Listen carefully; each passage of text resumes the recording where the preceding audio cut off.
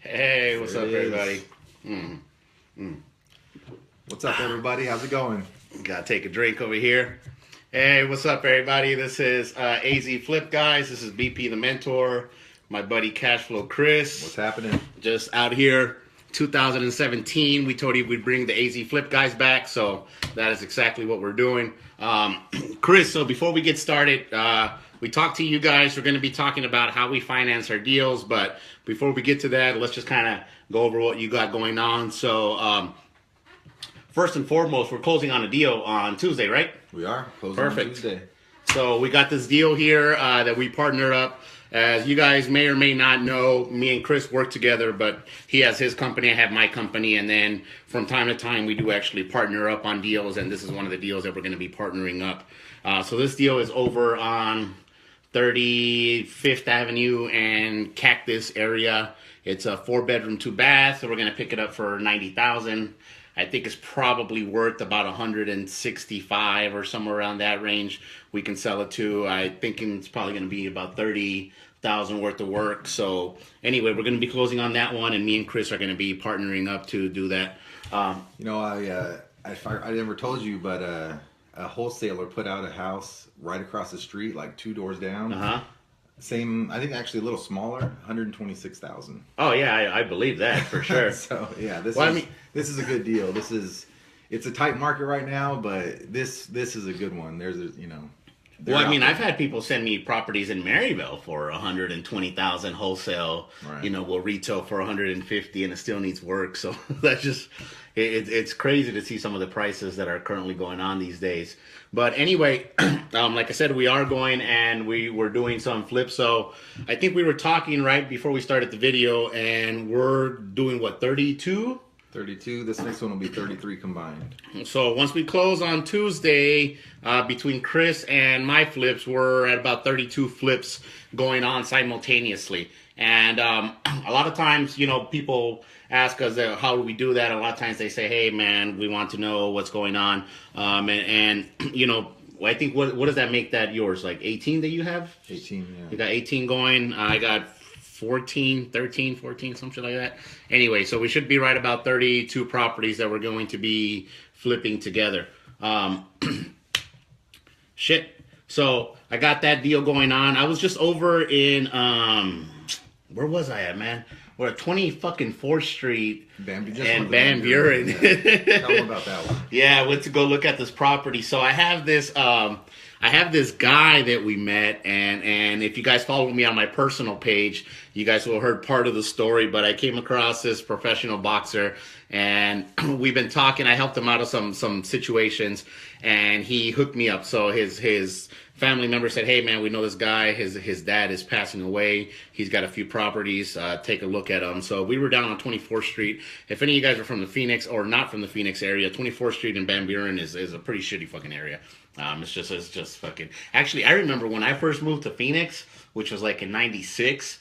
Van Buren, especially in that area, was known for like Hooker Central. Oh yeah, yeah. Famous for so that. It was like because I remember like I never even heard of Van Buren. I didn't know he was famous or whatever the fuck that was. But everybody in school, that was like the joke, your mom works at Van Buren or go down to Van Buren, or your sister, I saw your sister in Van Buren or something like that. So anyway, that's still the hood. They cleaned up all the hookers, but it's still the fucking hood. So I went to go look at it. Chris, do you have that picture? I do. You guys gotta see this. So you know that a property's in a rough neighborhood when there's a phone booth right across the street. So everybody can call the dope man. And that's still an active payphone, just so you know. That was definitely a rough area. So that said, people make a lot of money in those neighborhoods. The cash flow, the maintenance, the problems are high, so cash flow is also high. You can get those properties for much lower prices. So it's we laugh about it, but people need to live everywhere. So yeah, and actually here in this property, it was 2-bedroom, 1-bath in the front, and then it had a detached duplex out in the back, and the duplexes both still had swamp coolers. Right. And according to the son, One of them had been vacant for like, I don't know, a year or two because his dad was using it as a storage unit. But the other one was rented as of 2 months ago. So there were still people living in Arizona with the swamp cooler. And that's the thing, is that when you go into those lower end neighborhoods, and sometimes people, people just need somewhere to live. Exactly, and, yeah. And sometimes people can't afford what they want, or for the space that they want, or their own things. I know for a fact, like, I never liked living in an apartment complex with somebody living above or below me. So Yeah, a lot of people would rather live in a mobile home where they got a little bit of space. a little bit of space, yeah, something like that. So I would probably, if it was same price to live in an apartment complex, even if it would be a nicer apartment complex with somebody living on top or below me or each side of me, or living in a duplex, then I would be, I would probably live in a duplex with a swamp cooler. No kidding, right? If that was giving my choice. Check it out. We got Ebony out there. What's up, Ebony? Oh, hey, thank you, Ebony, for sharing our video. We didn't know how the fuck this was gonna work, being that it was on our AZ Flip Guys page. We thought that we could tag each other, and maybe so you can see it on our personal pages, but we'll go ahead and share this shit later, so whatever. But if you're out there, we got a few of you. Share this. It looks like you can share this video, so share it right now so more people on our pages can see it. Try to tag us if you can as well. And honestly, with this stuff right here, as you guys know, we don't charge anything here on the we don't charge anything here on with the AZ Flip Guys. We're not here pitching programs. We're not selling education. We're not doing anything. We're just kind of doing this as a way to give back. We definitely enjoy giving back to people. We enjoy helping people succeed. We do partner up with a lot of individuals. So we have a lot of individuals that contact us, either our money partners or people that help us finance our deals, which we'll talk about here in a minute, or other people like, that come with properties or other ways that kind of want to work with us. But like I said, we're not here pitching anything. We're not here selling anything. So if you find this information is going to be helpful to your friends, your family, your network, whatever it is, I said, hey, Ebony, how's it going? Ebony, do me a favor. Have Christina contact JT and tell him to show up at 1 over here at my place, okay? I just saw that motherfucker. I just saw him text me here, so. Business on the live feed. Business on the live feed. That's what you got to do. You got to do what you got to do. Hey, Pam, thank you for joining us. So anyway, we're going to be talking about this particular part right here. But as I said, if you guys find this information useful, feel free to share it. Feel free to put it out there to your friends and family. So anyway, talking about financing, that's what we're here. Right. The one thing that we've been doing this for a while now. We did the AZ Flip Guys. I think it's been about a year now since we've been doing the AZ Flip Guys. And the one question that was always asked to Chris and myself was, how do you guys finance your deals? As I mentioned to you guys, right now in between both of us, we have about 32, 34 deals, some shit like that. Those need to be, we need to pay for them somehow, right? So a lot of people are asking, well, if you're doing that many deals, how are you guys paying for them? How are you guys financing them? And that's the whole situation about today. So I'll let you get started, and then we can kind of go from there. I'd say, in a weird way, we were both lucky. When I started with my full-time real estate investing, it was after the crash. I didn't have money and I didn't have credit. Mm-hmm. I went through a really rough patch just like a lot of other people did. So I knew that I had great deals and I knew that it made sense. So I was able to leverage other people's money. We work with private lenders along with hard money lenders, and we're able to finance our properties 100%, so we can get the down payment, the rehab money, the carrying costs, and everything. We can get all that money, and we're still under 70% of what it's worth fixed up, because we never want to be over leveraged. Mm-hmm. That's the main thing. We want to protect no matter. Before you move into that, and Chris loves to just jump into the details. That's right. That's what he does, which is fine. We'll get into the numbers. He's intuitive to the numbers. I love the numbers too, but the story to me is always more important than the numbers. The numbers kind of work themselves out. One thing that you touched about was that you didn't have any money when you started. Right. And a lot of times the people that ask us questions don't have any money to get started to, or they have a little bit of money, they just don't have a lot of money to kind of do all these flips. So that's where the question comes up. That's where people are like, hey, well, I saw this thing on TV, or I heard on the radio, or I heard so-and-so, I saw it on Facebook, that people are flipping properties without any of their own money, without any of their own credit. So just like Chris, when I first got started, I didn't have the luxury of money. I didn't have the luxury of credit. I didn't have the luxury of coming from family members that had that. So we had to kind of figure out a way to do that, and that's kind of where we're getting into right here. So Chris, you had mentioned that that you use hard money. So we on your deals, on my deals, I know for some of the deals we're normally using some type of hard money lender or something along those lines. So for the people out there who don't know what hard money is, if you can just explain in the easiest way possible what hard money is. Sure. So hard money lenders they may be just individuals or they may be companies. What they do is they're equity based lenders. So they don't care about the borrower, they care about the property. So they're going to check and make sure there's lots of equity.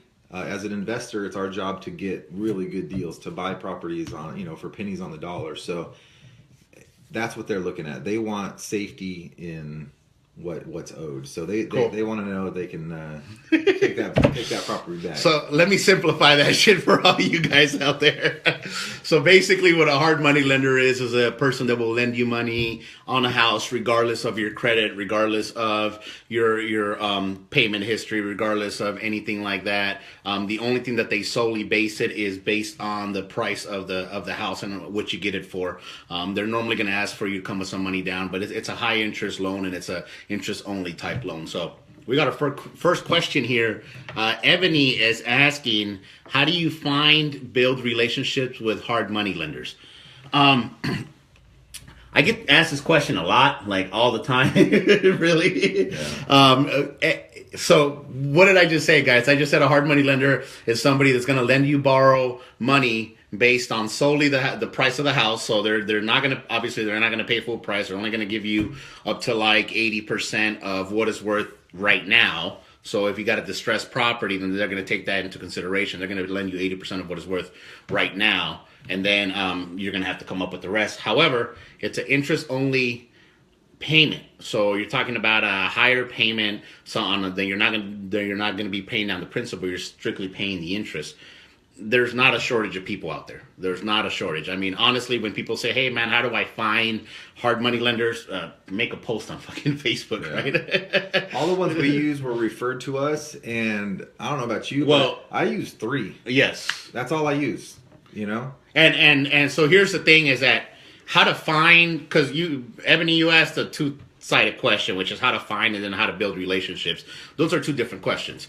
First of all, how to find, you just put it out there. I mean, there's not a shortage of it. There's a lot of Facebook groups that have, whether it be local lenders or here in Arizona, we have the Arizona Full-Time Real Estate Investors. You have the Phoenix Fixing and Flipping. You have the Arizona Real Estate page. There's a bunch of different pages, and I'm certain that if you go there, you type what's going on, that's it. Hey, Nate, nice to see you on here, buddy. So anyway, you can get it from anywhere. Now, the most important part, though, is with. So as Chris says, he's got 3 different hard money lenders that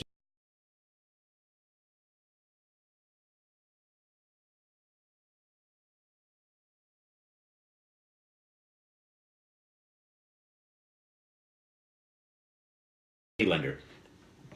And what I did, and this is just to answer your question directly, Ebony, and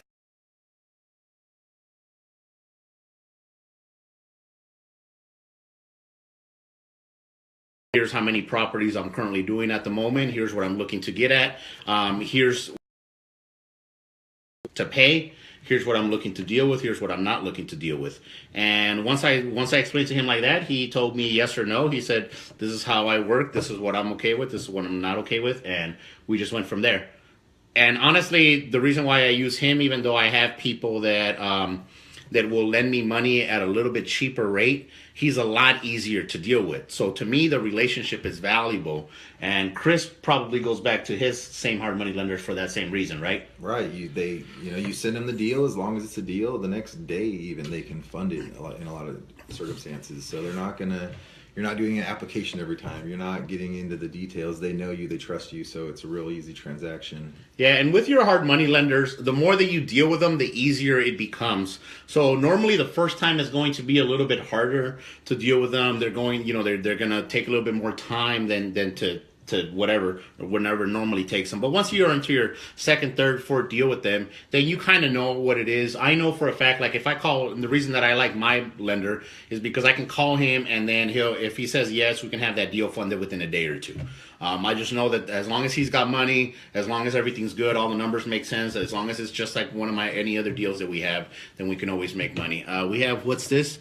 Jeff Hill says, I have some wholesale deals you might be interested in. Like I said, we're always looking to work with everybody here. So if they're on them, you can message us directly on the AZ Flip guys, and either Cashflow Chris or me will get back to you. Specifically, if they're here in the Phoenix area, definitely send them our way because we're always looking to do our deals. Right. So anyway, that's hard money lending. That's something that we use for most of our deals. Step back real quick. As far as like terms and stuff, interest rates are going to vary, but do you pay points? No. Do you pay fees? No. I don't either. A lot of guys out there, they'll give you maybe a little bit lower rate, but they're going to charge you for everything. And so that's one thing to look out for, I'd say.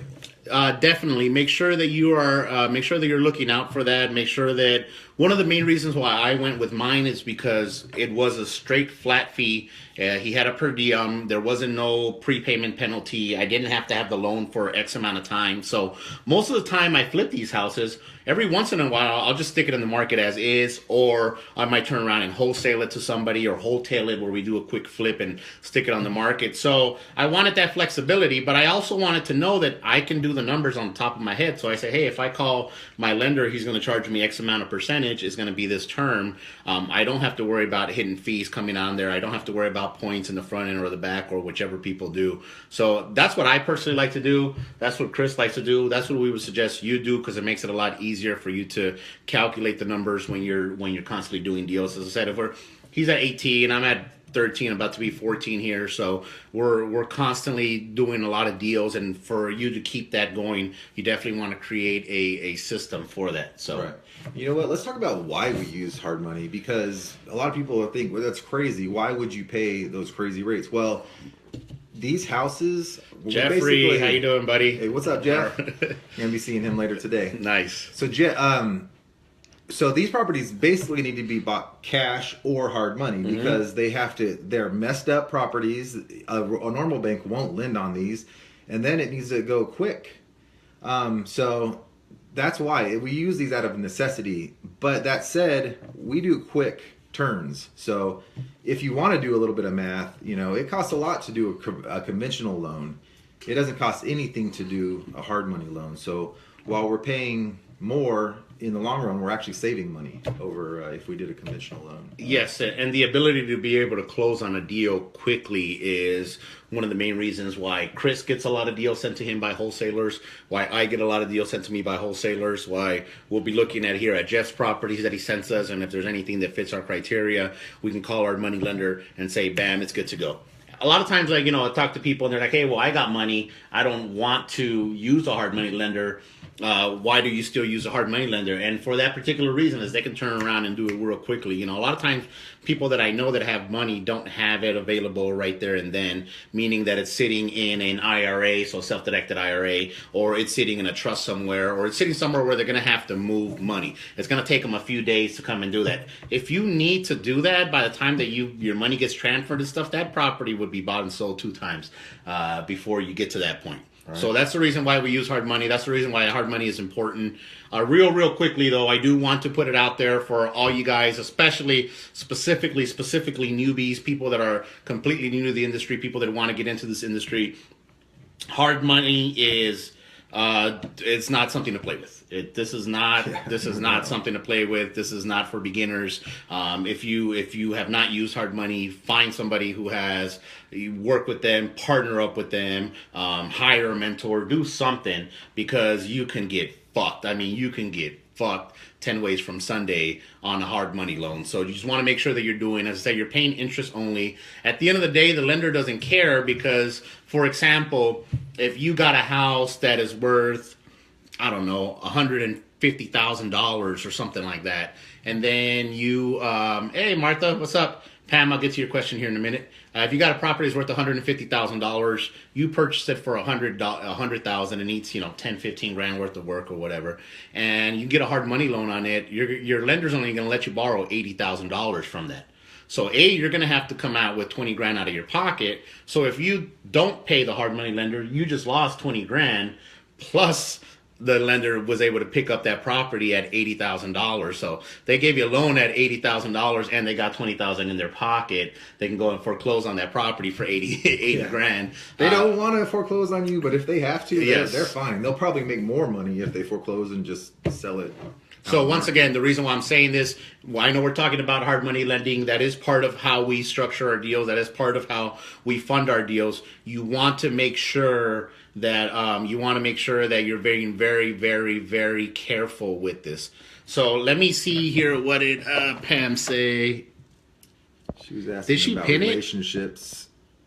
Pam, did you pin the fucking the question? Somebody did pin it. All right, let me. Just want to know about yeah. Dude, pull that shit up on your so that's phone, the first one. All right. yeah, so we can see what she's talking about. So how do you? Is that the same question? That is the That's same the question. second one. She had one before that. Let me see. That's all right though. She was asking about how we build relationships with our private lenders. Okay, so we'll get to that in just 1 second. Like I said, first and foremost, I wanted to touch up on hard money. Hard money is something that is very common in the real estate world. If you're flipping, regardless of where you're at, hard money is probably going to be pull up the fucking comments on there and see what she says. Technology, man, gotta love it. Watching ourselves. So watching ourselves live. Let me see if I can unpin that. Nice, that's fucking dope. Hey, Martha, good to see you. Hey, Leon, how's it going, buddy? The husband and wife team over here checking out how they're going to be doing it. Big shout out real quickly on the side to Martha for being consistent with it. I know, you've been in and around the industry. I know you got your stuff going on with the realtor stuff, but just stick to it and you guys will get your first deal. So let me see. That's it. That's our only. Okay, Pam, how do you find gap funds and foster those relationships? All right, so we'll go over that here in just 1 second. So just any last thing that you want to say on hard money? No, I think that's about it. All right, so long story short, hard money is an interest-only loan. Higher interest payment. I'm sorry, it's an interest-only loan where you make only interest payments. It's a higher interest than most of your other ones. However, they don't check your credit. They go basically based on the God damn it, the price of the house. Yeah. So they go by the percentages. Equity. They want equity. They want equity, and at the end of the day, like I said, they don't want to foreclose on you. But if you can't get a hold of that, then they will foreclose on you. So if you're going to be getting into hard money, please, newbies, do not be getting into hard money. If you're going to be doing hard money, partner up with somebody. Call us. Either one of us will be more than glad to partner up with you. But more important than that, just make sure that you know what you're doing, because you could lose a lot of money, a whole lot of headache, and a whole bunch of stuff if you don't know what you're doing. So that's the last thing on hard money. What's that? Oh, hey, we appreciate that, Martha. We appreciate that. So to answer Pam's question, she had brought up private money. So when we fund our deals or when we do our deals, we either use hard money or we use private money. And sometimes we use a combination of both. But for the most part, we try to use one or the other. So private funds are just like what they sound like. A hard money lender, most of the time, is going to be structured. It's going to have some type of company associated with it. They're going to have all their terms. They're going to have all their what they call loan docs. So when you go and you sign with title, they're going to have all those documents set up. They're going to be preset. Your private money lenders are going to be, hey, Mitch. Thank you for joining us, David, Jesus, David, whichever one you go by. Thank you for joining us. So anyway, private money lenders are just that, private individuals with money. A lot of times, hard money lenders, they pull money together from other sources, and some of them may be their money or whatever. But then when you have a private money lender, most of the time it's their money. So these are people that have money sitting in the bank. These are people that collected an inheritance. This is people that have a 401k that will have not, if they have not done it yet, that they could direct it into a self-directed IRA. Right. Believe it or not, it's people with just money. A lot of us who didn't really grow up with a lot of money, it's hard to understand. Some people just have a lot of money. You know, they have a couple $100,000 that they have for savings or investments or whatever. Yes, and you never know. You never know who's going to have that money. That's the crazy thing about it, is that just your everyday person will have 40, 50, 60, 100, 200,000, 500,000 just kind of sitting around. Just a lot of times, I mean, I borrowed money from this lady, from a private money lady, who actually had money sitting like in a fucking shoebox under her bed. Like that was that she had money. She had got a 5-year CD or something like that. She had put like 30 grand in, and when she went to go collect it, it was like $50 in interest or something like that. And she's like, "Fuck this! I'd rather just keep the money at home." All right, yeah. My first lender, actually, my first lender that wasn't family, she found me on Facebook and we talked, and she decided to lend. I think she started out with around 50,000. She had that money in a CD. She was making, I think at the time, 1%. She was making shit, is what she was making. She wasn't making shit. That's ridiculous. So anyway, that's who we deal with. We meet these people. We foster relationships, just like Pam was asking about, and we'll get into that in a second. But anyway, the reason why these people want to work with us, and the reason why we like working with these people, is because they're just your regular, everyday people. A lot of these are your fucking mom, your grandma, your aunt. You don't know. My mom, she says she knows some lady from work who she's going to connect me with, some Mexican lady, and who's got a few $100,000 that she's just kind of been, running some business with. And now she closed her business and just wants to invest some money. I'm talking to this other lady who was a developer. So the lady that I'm talking to, her grandma was a developer who just recently retired. She's got a couple $1 million just sitting there that she wants to live off the interest before, instead of, that's what smart people do. I mean, hey, what's up, David? So anyway, that's what smart people do. They live off their interest. So that's where people contact us. They say, "Hey man, how can we work together?" And what we do is that we give people a better return than they would get anywhere else. That's how we're able to kind of connect with folks. That's how we're able to put out what we do, and that's how we're able to fund our deals. So we couldn't come across somebody and say, "Hey, Mr. Jones, you have a few $100,000 sitting there. We have a property that we can purchase for X amount of money, so we can purchase it for 150. It's worth 250. We got to put 30,000 into it or so. So, your money's going to be safe and secure here.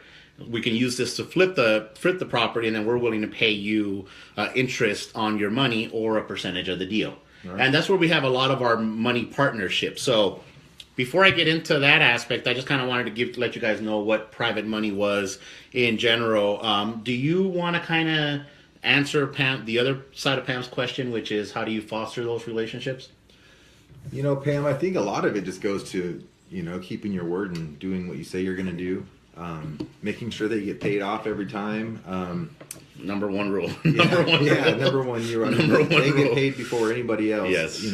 Definitely. And it has to be a win-win situation. You want to make it easy for them. I haven't kept every lender that I've ever had. I've lost lenders for one reason or another. Probably the number one reason would be lack of communication. They want to be communicated with. They want to know, be in the loop, know everything's going okay. So here's the thing, man. These are regular people. These are just regular people. Hey, Tony, thank you for joining us.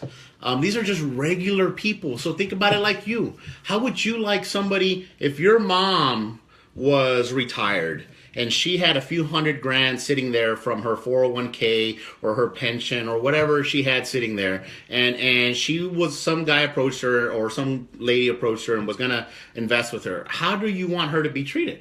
And honestly, that's the way that I look at it every single time that I talk to investors. And that's how I foster my relationships. If you were to lend somebody $100,000, you would want to know what's going on with it. You would want to know how your money's being secured. You would want to know what type of guarantees you have. You would know what type of risk you're running. You're going to want to know what's going on. even if all of that is disclosed, just theoretically throughout the time, you're going to want to know what's going on. So that's how you foster these relationships with these people.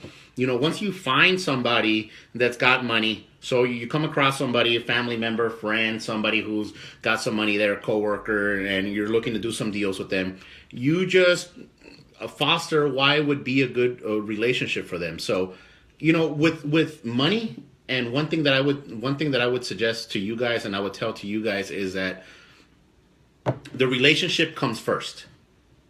With private money lenders, the relationship comes first. Absolutely. The money is secondary. The relationships are by far the most important part. When I look at my business, my number one client is my investor. Making sure that I can pay back my investors' money, making sure that I can give them the interest that I promised them, or the percentage that I promised them, whatever return I promised them, making sure that everything will be done and that their money is protected. That's number one on my book. Right. And that's what it should be on your book.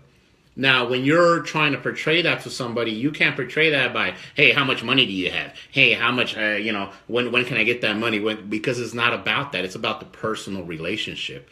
It's about building with them. And the one thing that I have found that probably has worked for you too, Chris, has been, let me move this up here, has been that the referrals.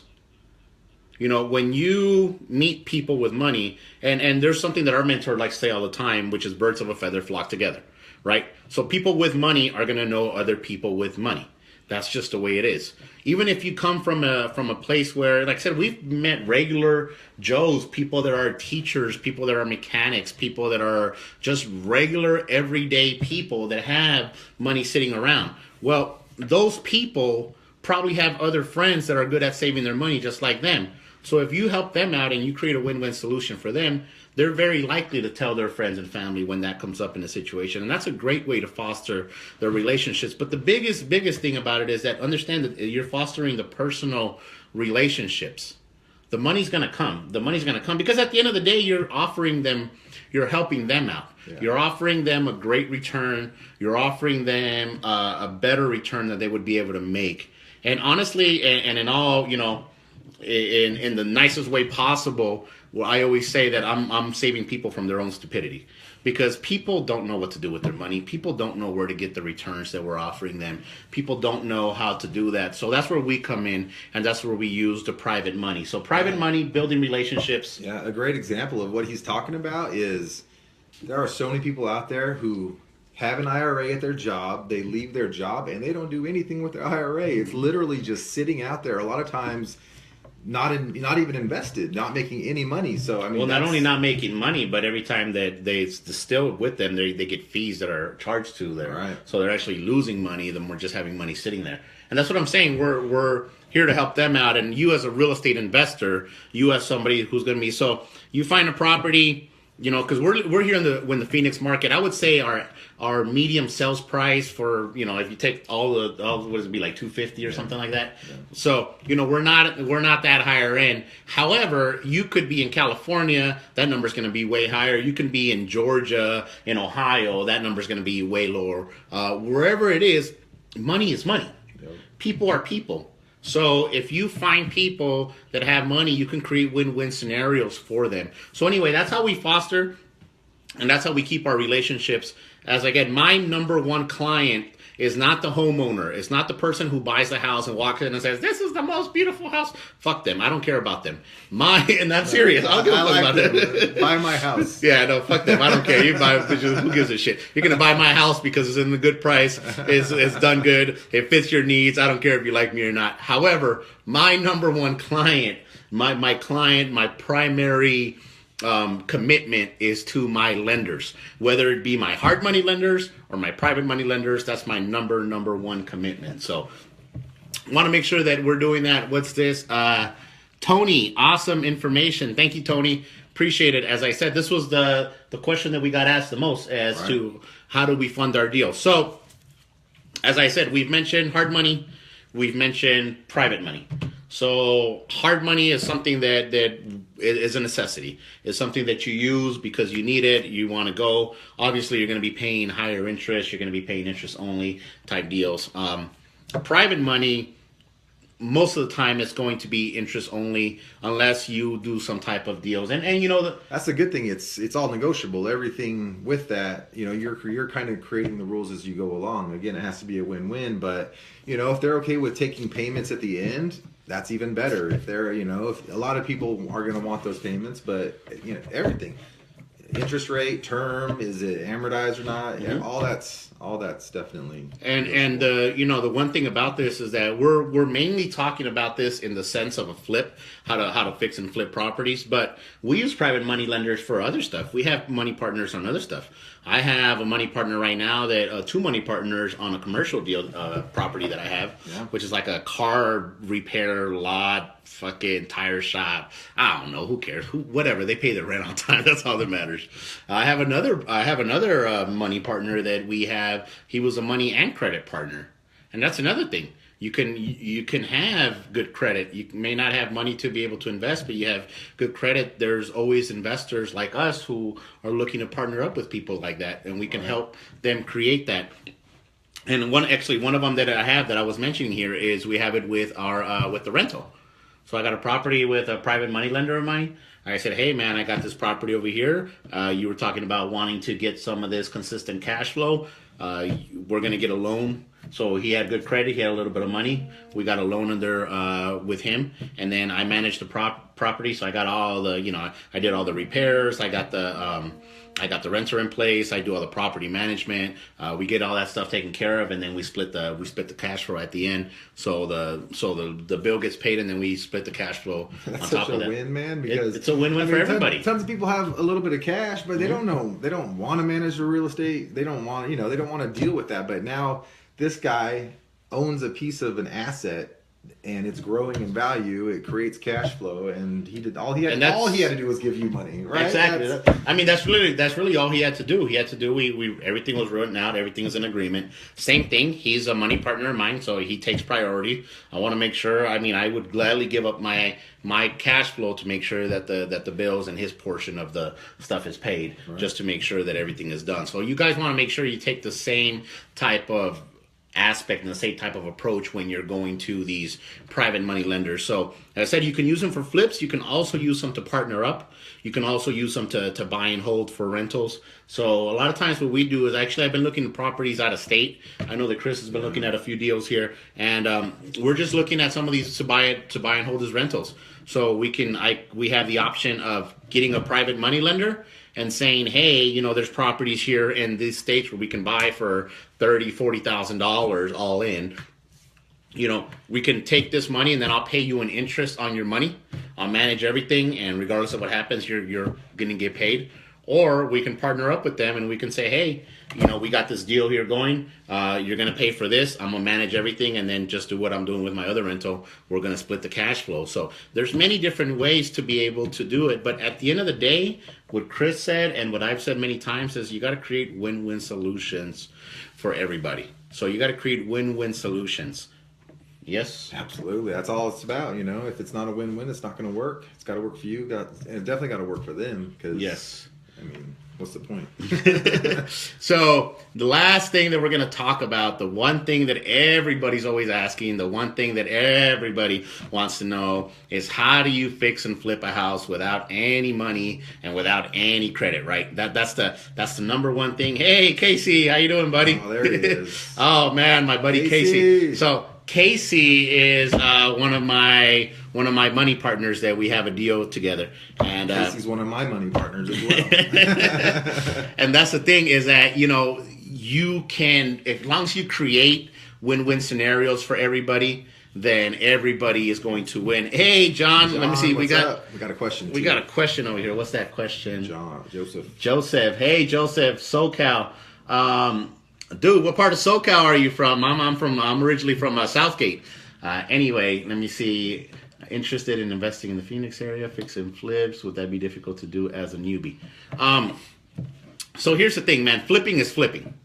It really doesn't matter where you're at theoretically. Yeah.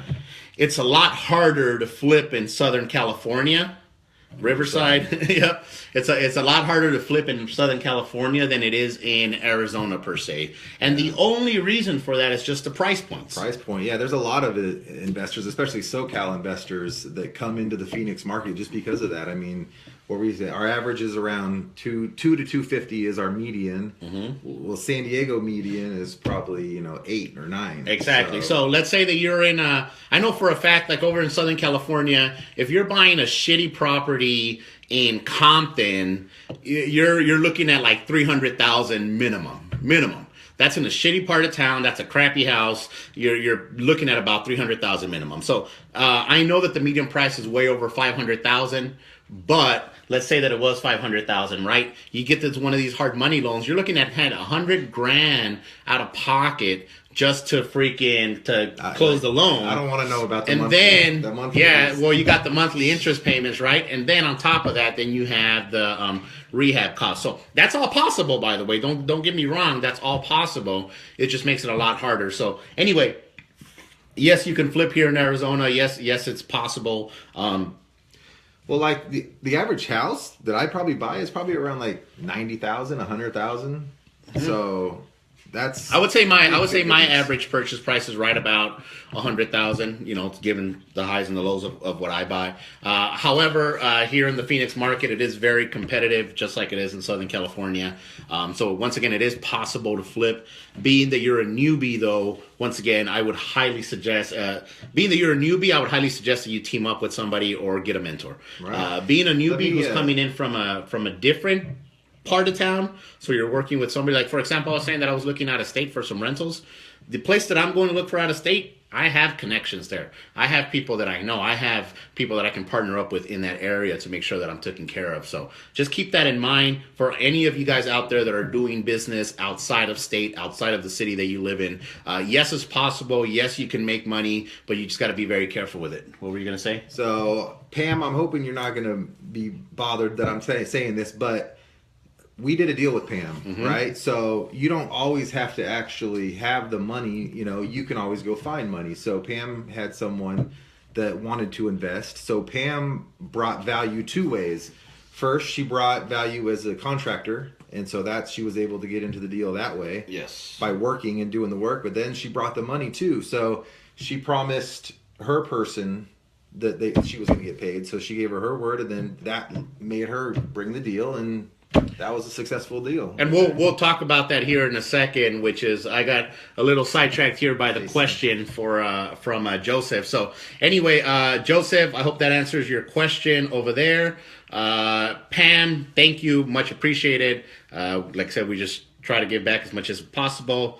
Casey, you guys helped bridge me from being a wannabe to an actual real estate investor. Hey, man, that's what we're happening. We don't want someone to go put up 20, 30, 40 grand to learn. We think it's better to put that money into an actual deal. Exactly. I think it's better just to partner up with somebody, not only learn, but make some money while you're at it. And honestly, that is the best way to learn.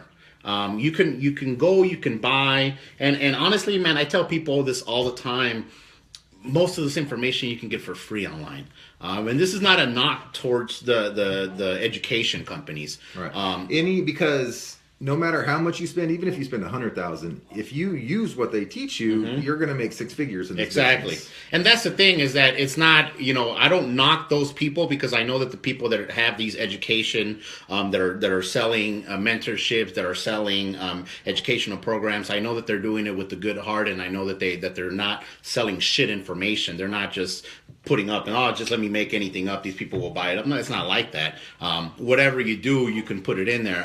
The one thing that I will tell you, though, is that a lot of this information you can find by interacting with people, going to your local networking events, just asking, shutting the fuck up and just listening to people as they do deals. I got this guy who we partnered up with MoneyWise, and he's not here today because he's out of town, but he's normally here every single Friday on our mastermind meetings, and he just shadows. He just shadows me, man.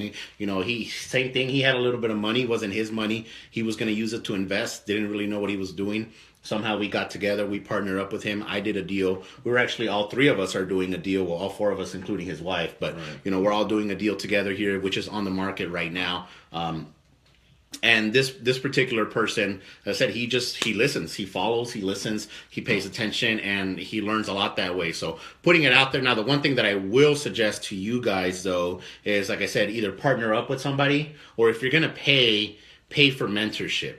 That I would definitely suggest. So you were able to take the information and actually implement it.